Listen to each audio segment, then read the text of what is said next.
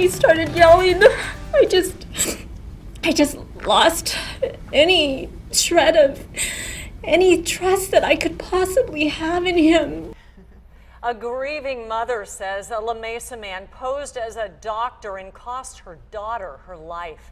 Today, Keith Barton faced his accuser. Good evening, I'm Kimberly Hunt. And I'm Steve Atkinson. Barton is accused of fooling many unsuspecting patients. And 10 News reporter Vanessa Van Hefty is now live at the Hall of Justice with the mother who blames Barton for her child's death. Vanessa. Steve, that widow testified here today that she went to Barton desperate to find a cure for HIV after her husband died from AIDS. She shelled out her savings, and she says in the end, her daughter died. Keith Barton is described as a modern-day snake oil salesman, but there's no big top. Prosecutors say just victims who trusted him with their lives, including this widow named Lisa, whose identity was ordered protected. She paid Barton $18,000 to treat her and her children born with HIV.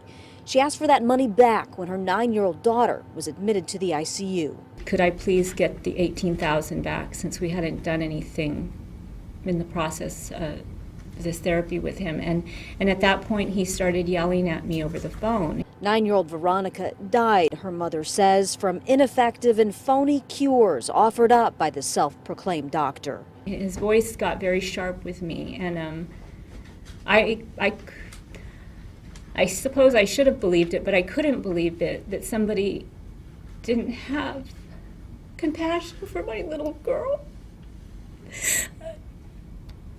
Because I was so afraid for her, and he didn't even care.